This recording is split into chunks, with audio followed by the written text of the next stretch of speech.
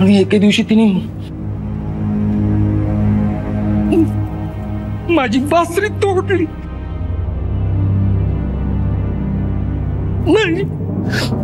माझी बासरी तोडली.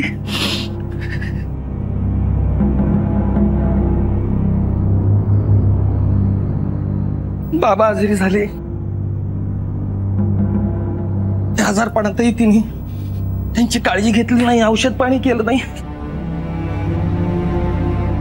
आजारपण वाढत गेलं. बाबा एके दिवशी गेले. म्हणून हिला छळत होतास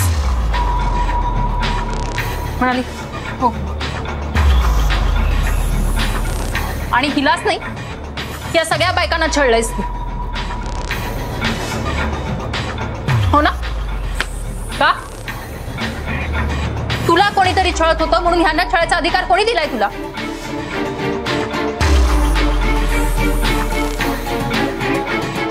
आणि ही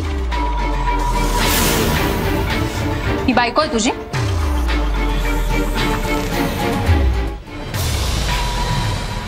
हिला तर आधी माझ्या नजरेसमोरनं लांब कर, आधी लांब कर. हिच्यावर खूप भरोसा होता. बाबांनंतर हिच्यावर खूप भरोसा होता. ही माझ्या आयुष्यात आली, खूप प्रेम केलं हिच्यावर. म्हणलं हिच्यामुळे मी माझ्या आयुष्यात परत येईन,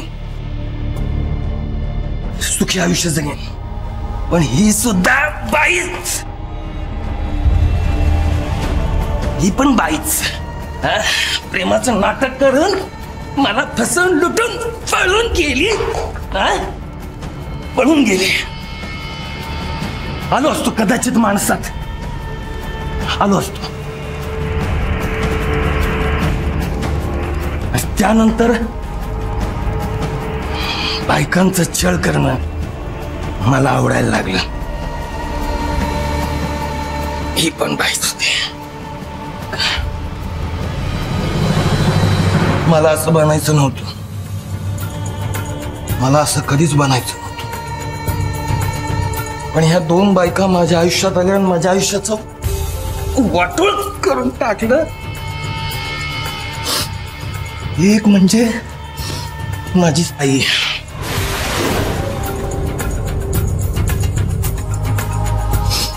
आणि दुसरी माझी बायको नंदिनी.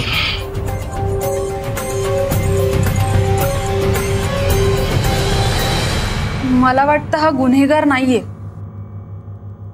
त्याला मानसिक उपचारांची गरज आहे. काही गरज नाहीये या माणसाला भीक घालायची. हा एक विकृत गुन्हेगार आहे म्हणाली.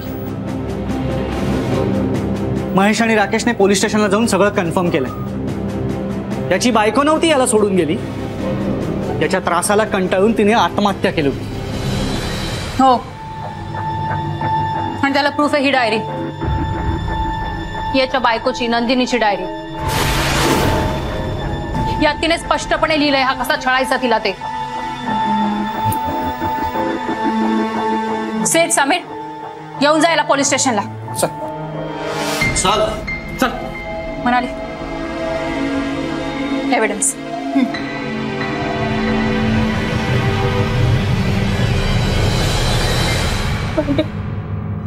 मी